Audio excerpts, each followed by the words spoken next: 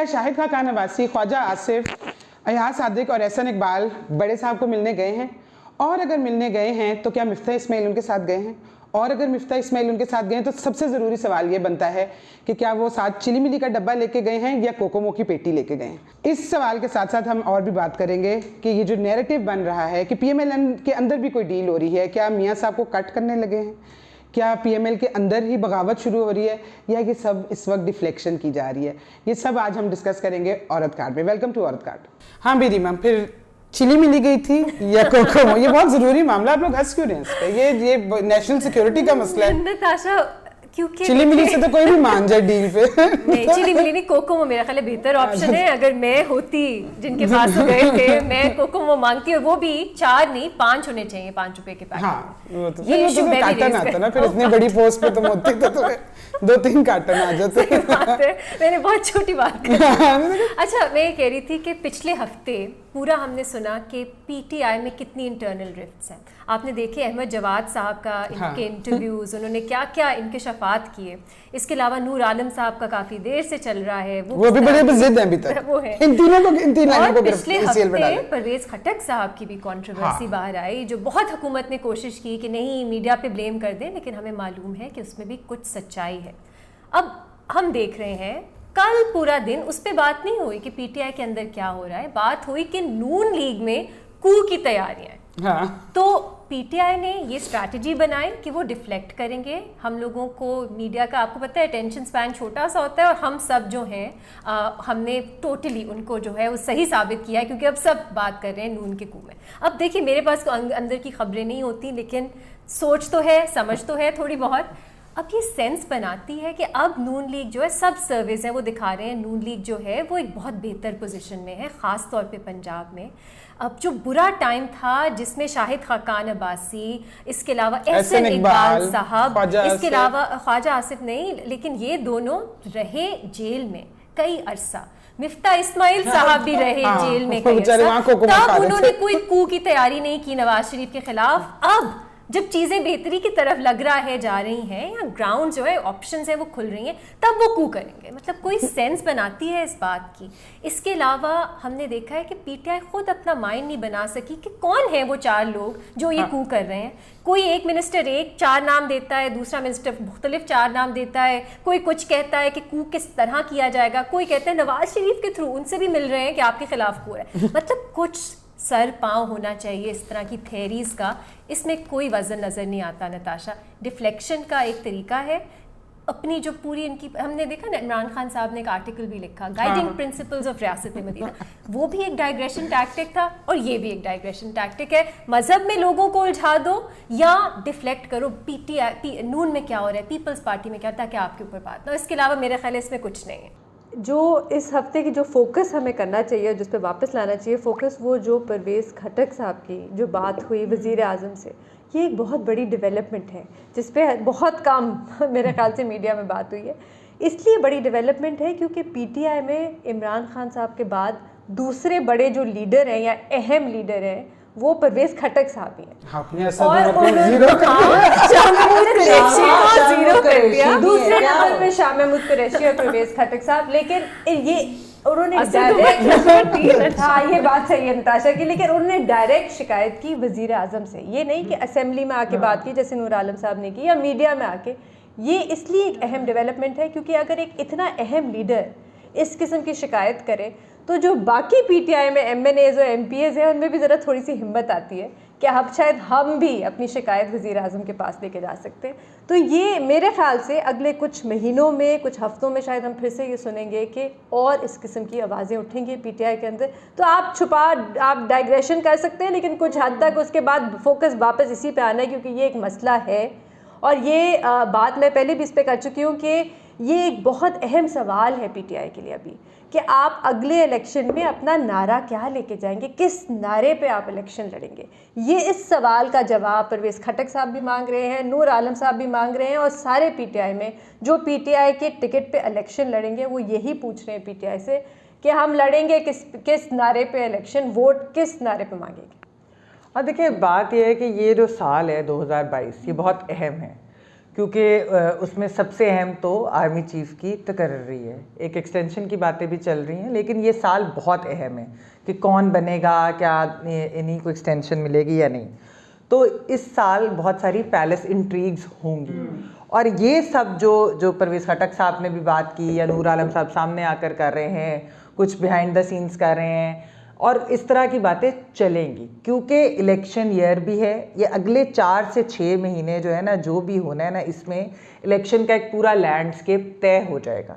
वो जो हवा का रुख की बात करते होते हैं ना लोग यूजुअली, तो इसमें यही चीज़ उन्होंने देखनी। जिस तरह अभी आपने भी एक चीज़ की कही कि क्या नारा लेकर जाएगी। देखिए पीटीआई को ये बात तो समझ आ गई है, पीटीआई के लोगों को, कि इस वक्त हुकूमत बहुत अनपॉपुलर है क्योंकि महंगाई बहुत बढ़ गई है, कंट्रोल नहीं होनी। हमने आईएमएफ के प्रोग्राम, सूप जो है ना, शान का सूप बहुत सस्ता हो गया है। सूप नूडल्स सिर्फ कैरफोर पे सस्ता, हर जगह नहीं सस्ता। सोचिए जरा हमारे पूरे पाकिस्तान में कैरफोर है, अगर उसका एसएमएस आपको है, वैसे मुझे नहीं आया। वो मेरे तो घर के साथ है कैरफोर, मुझे आया। कोई इन्फ्लेशन नहीं है मेहमान की। वो हर रोज कोई ना कोई डील लगाते हैं, कभी वो ग्लिंट सस्ता कर देते नहीं, तो हैं। आपने चेक करना है कि शान मसाला के सूप नूडल्स जो है वो अगर महंगे हो गए हैं तो उसका मतलब महंगाई है। तो अगर वो आपको डिस्काउंट दे दें, देखा मेरे ख्याल में बेनजीर, इसका मतलब है खैबर पख्तूनख्वा में ये डील नेशनल मसाला के साथ इसलिए खैबर पख्तूनख्वा के फेज 1 के इलेक्शन में तब तक ये डील नहीं आई हुई थी। तब सूप मसाला वरना नूडल्स सारे जो भी मसाला कितने अफसोस की बात है, हम अफसोस की हंस रहे लेकिन इन्फ्लेशन ने लोगों के सच में लोगों को बहुत खाना बुरा हाल पूरा नहीं किया हो रहा यार। तो इन लोगों को ये मालूम है कि हमारी ऑन द ग्राउंड रियलिटी, ये सूप नूडल्स या जो भी मसालों मसूलों से फ़र्क नहीं पड़ता। असल में जब ये अपने हलकों में जाते हैं, लोग इनसे पूछते हैं, लोग सवाल करते हैं, इनको खुद ये फिक्र पड़ गई है कि क्या हम अगले इलेक्शंस पीटीआई की टिकट पर लड़ सकेंगे कि नहीं, हम किस तरीके से जाएंगे, कौन आएगा कौन नहीं आएगा, पावर ब्रोकर्स पीछे किससे क्या बात करें, ये हम अकेले से नहीं कर रहे, बाकियों से भी बात करूँ कि इस वक्त सब प्लेयर्स बीच में आ गए। अच्छा, जो इस वजह से जो रीमा ने एक बात की कि डाइग्रेशन या डिफ्लेक्शन के अलावा, वो ये भी बात है रीमा, ये बिल्कुल आपकी दुरुस्त बात है कि इस वक्त तो नून लीग का हॉट टिकट है ना, तो उस हॉट टिकट को छोड़कर कोई क्यों ये कहेगा कि उनको लहदा करते। जिस तरह अब एक नताशा ने कोई शरारत इनको सूझी है जिस किस्म की, तुम बोलो पहले मैं आ जाऊंगी। देखिए अच्छा, अब जो ये कि जी वजीर आजम बनने के लिए कैंडिडेट, बात यह है कि कौन वजीर आजम नहीं बनना चाहेगा। वैसे किसी भी सियासी जमात के अंदर आप कोई भी सियासतदान होता है तो उनका ये आप एम्बिशियस होते हैं या चीफ मिनिस्टर पंजाब बनेंगे। पीटीआई के अंदर क्या बुज़दार साहब के अलावा कोई कैंडिडेट ही नहीं है चीफ मिनिस्टर पंजाब का? सबकी नजरें होती हैं, बल्कि बहुत लोगों की तो लाइनें हैं, ठीक है, प्राइम मिनिस्टर के लिए भी बहुत लोगों की नजरें होंगी। लेकिन मसला क्या है कि पीटीआई विदाउट इमरान खान, वो क्योंकि आपको मालूम है कि उनकी बहुत बड़ी एक फॉलोइंग है, तो वो या तो फिर कोई फॉरवर्ड ब्लॉक बने, अलहदा हो, एक अलहदा चीज़ है। नून के अंदर भी वोट नवाज शरीफ का है, तो जो नवाज शरीफ साहब को अलहदा कर, उनके फैसले के बगैर कोई वज़ीर आज़म बन नहीं सकता, बेशक वो उनके छोटे भाई ही क्यों ना हो। तो इसलिए ये सारी बातें करना मेरे ख्याल में बस एक वो पॉलिटिकल इंट्रीग, पैलेस इंट्रीग, ये सारे उसका हिस्सा है। लेकिन अगले 4 से 6 महीने के अंदर चीज़ें बहुत वाज़ेह हो जाएंगी कि क्या। मैं आपको कह सकती हूँ कि शूप शूप बोले। चलिए, अच्छा मुझे इसमें थोड़ा सा ना एतराज है मीडिया के रोल पे। रीमा ने भी शुरू में बात की थी, क्योंकि मीडिया ने ना बिल्कुल एक एक्सेप्ट कर लिया वह एक फैक्ट कि नहीं, नवाज शरीफ की डील होगी, पीएमएलएन की डील होगी, अगली हुकूमत ये होगी, तो बस अब ये होना कैसे, हमने ये तय करना रहेगा। ये मीडिया के अंदर तो सारी यही टॉक है। अच्छा, आई थिंक ये एक बड़ा हमारी मिस्टेक रही है, जो इमरान खान साहब के आप कह लें जो उनके क्रिटिक्स हैं उनकी बड़ी मिस्टेक रही है। उन्होंने बड़ा अंडर एस्टिमेट किया इमरान साहब को हमेशा से। तो उसमें एक तो ये है कि इमरान खान, हमारा ख्याल था कि वो वज़ीर आज़म नहीं बनेंगे, क्योंकि कौन इतनी बेवकूफ़ी करेगा, किसी ने कर दी। तो उसके बाद हमारा ख्याल था कि वो वज़ीर आज़म शायद ज़्यादा देर टिकेंगे नहीं, वो अभी तक टिके हुए। और फिर मजाक के अलावा मेरा ख्याल है कि उन्होंने हमारे एस्टिमेशन से ज़्यादा उन्होंने थोड़ी सी एग्रेशन ज़्यादा दिखाई है। We thought he would not, मेरा ख्याल है ज़्यादा दिखाई है। उन्होंने असर्ट अपने आप को ज़्यादा किया, जो हमारा ख्याल था वो नहीं करेंगे। तो अभी भी उनके हाथ में कुछ पत्ते हैं, स्पेशली वो जो तकर्री होनी है ना, वो पत्ते उनके हाथ में हैं। तो आई थिंक ये जो मीडिया इस वक्त कर रहा है ना कि ठीक है डील की आप सारी बातें कर लें, लेकिन ये अब एक एक्सेप्टेड फैक्ट हो चुका है कि नहीं, बस अभी डील हुई और फिर साथ इलेक्शन शायद कॉल हो जाएंगे या नेशनल असेंबली में चेंज हो जाएगा। We are underestimating Imran Khan. मेरे ख्याल से आपकी ये बात बिल्कुल ठीक है। सिर्फ इमरान खान नहीं, हम मेरे ख्याल से ये मुस्लिम लीग नून की भी एक बहुत बड़ी गलती है, वो पीटीआई को भी बहुत अंडर एस्टिमेट करती है, ख़ास तौर पे पंजाब में। देखिए एक जेन्युइन सपोर्ट था पीटीआई का 2018 के इलेक्शन में, हम भी उन लोगों को जानते हैं जो वोट डालने गए थे पीटीआई को, और वो क्यों गए थे, क्योंकि उनको एक तब्दीली, एक चेंज चाहिए था, जो स्टेटस को था। पंजाब में ही आप देख लें, शहबाज शरीफ साहब ठीक है उन्होंने बहुत काम किए, लेकिन उनका जो एक स्टाइल ऑफ गवर्नेंस था वो बड़ा सेंट्रलाइज एक सेटअप था उनका, वो खुद मंसूबे बनाते थे, वो खुद ही उसको अप्रूव कर देते थे, जाके खड़े भी हो जाते थे। तो जो भी सियासी जमात अगले इलेक्शन में आए उनको भी सोचना चाहिए, ख़ास तौर पे जो दो बड़ी सियासी जमातें हैं, पीपल्स पार्टी और मुस्लिम लीग नून, कि आपको भी थोड़े बहुत चेंज, तब्दीली लानी पड़ेगी अपने गवर्नेंस और अपनी स्टाइल ऑफ गवर्नेंस में, क्योंकि लोग चेंज चाहते हैं, ये एक फैक्ट है। और ये इन सियासी जमातों को, इसलिए मैं कहती हूँ कि पीटीआई को अंडर एस्टिमेट नहीं करना चाहिए, उनका थोड़ा बहुत सपोर्ट बेस या ज़्यादा सपोर्ट बेस पंजाब से बाहर भी है। अच्छा, एक और छोटी सी चीज़, वैसे कि ये जो लोग बात कर रहे हैं कि जी कोई इन हाउस चेंज होगी या इस हुकूमत को घर भेज के, ये जो आपने इंटरिम सेटअप की आप लोग बात कर रहे थे सारा कुछ, ये नहीं होना चाहिए वैसे, क्योंकि कोई भी हुकूमत जैसे भी आई हो, यानी कि ये इनको सिलेक्टेड कहते हैं, इस तरह की चीज़ें बातें करते हैं, लेकिन जैसे भी आई हो, है तो सिविलियन गवर्नमेंट, 5 साल अपने क्यों ना पूरे करे, क्यों इतनी साजिशें और ये सारा कुछ जो कि चलता है, हमने देखा है जब भी कोई सिविलियन गवर्नमेंट आती है साल बाद ही साजिशें शुरू हो जाती हैं, और ये चीज़ें कि जी बदले बदले जान छुड़ाएं इनसे, ये नहीं होना चाहिए। लेकिन हुकूमत में और पीटीआई में फ़र्क है ना। पीटीआई जो है वो वाहिद जमात नहीं है इस हुकूमत में। अगर 4-5 पार्टीज़ मिलकर उन्होंने हुकूमत बनाई है, कुछ पार्टीज़ नहीं चाहती कि वो हुकूमत का हिस्सा रहें, तो कॉन्स्टिट्यूशनली इवन प्रिंसिपली उसमें क्या इशू है कि वो कहें बस हम अब इस हुकूमत का हिस्सा नहीं रहना चाहते, तो आपको आइन इजाज़त देता है। तो मेरा ख्याल है अक्सर हम पीटीआई हुकूमत को सिनोनिमसली ट्रीट करते हैं। अगर एक अननेचुरल अलायंस से एक हुकूमत चल रही है और अब वो नहीं चल सकती क्योंकि उसके पीछे जो फैक्टर्स थे वो नहीं रहे, तो आप और क्या कर सकते हो, फिर वो हुकूमत नहीं चल सकती, लीगली यही है। लेकिन उन्हीं फैक्टर्स की वजह से अभी बिल्स तो पास हो रहे हैं ना, हाँ, सारा कुछ हो जाता है, यानी कि ये नॉर्ड से ही वो फैक्टर्स अलहदा होंगे ना।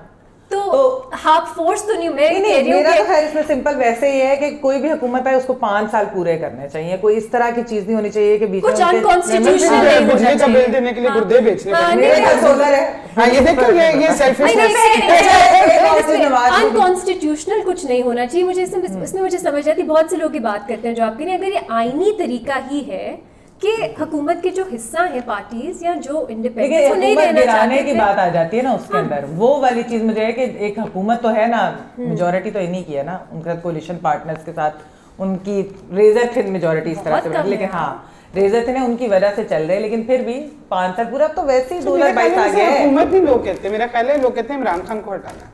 अच्छा, मैं एक सवाल सीधी सी मेरा ख्याल है नहीं, 1.5 साल 2 साल नहीं, मैं वैसे सिमेंटिक्स ये नहीं अल्फाजों का वो अल्फाज का वो कह रही हूँ कि लोग अच्छा, मुझे बताएं स्टोरी है कि हाँ नवाज शरीफ साहब इस साल वापस आएंगे या नहीं?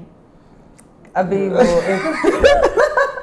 मुझे लगता है नताशा इसलिए हंस रही है वो मरियम की ट्वीट पे जिसमें उन्होंने लिखा था कि अगर इमरान खान प्लेयर है तो नवाज शरीफ कोच है। Come back kid.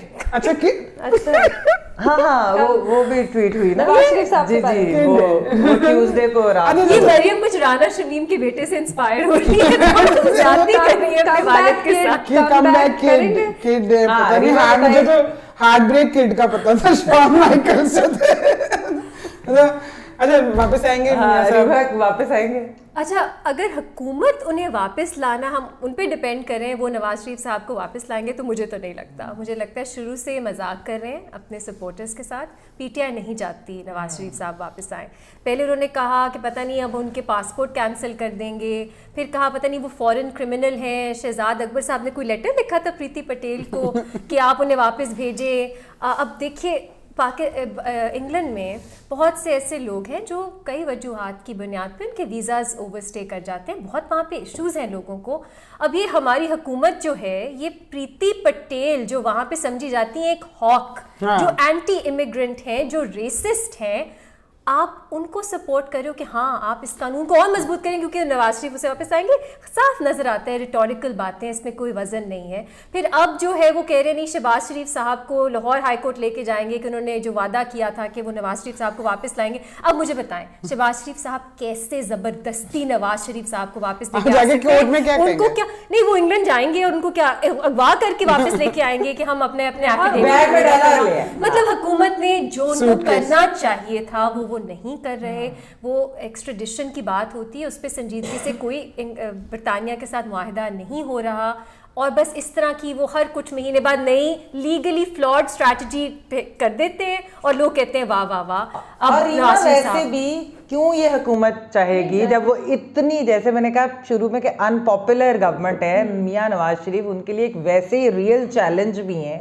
अगर कोई इमरान खान साहब के लिए इस वक्त असल में कोई चैलेंज है तो वो मियां नवाज शरीफ है। वो आ जाएं वापस, वो आज जेल जाने को तैयार हो जाएं, सख्तियां झेले, सारा कुछ है, इलेक्शन उसके बाद जब होते हैं तो उनकी तो सपोर्ट वैसे ही एक गवर्नमेंट के खिलाफ हमने केपी के फर्स्ट फेज में ही देख लिया है। तो वो अगर एक वेव बन जाती है तो क्यों चाहेगी हुकूमत के हमारा जो एक अल्टरनेटिव है, और सबसे बड़ा चैलेंज आकर तो इधर बैठ क्यों नहीं चाह रहे अन्ना वापस मियां साहब खुद चाले उनको खुद तो अभी कहा गया है कि उन्होंने वादा भी किया था आने का और कम नहीं वो तो सही कि अभी कोई उनका इरादा नहीं है। मरियम कह रही है वो आ रहे हैं, देखते हैं उनके लिए जब उनको लगेगा सियासी फ़ायदा है आने का, मेरा ख्याल है वो आ जाएंगे। अगर उन्हें लगेगा सियासी फ़ायदा नहीं है, वो बरतानिया से भी अपनी पार्टी चला सकते हैं, तो वो चलाएंगे। मेरा तो यही मानना है, अब आगे देखते हैं। हाँ नहीं अभी उनका आने का कोई come back is not coming back.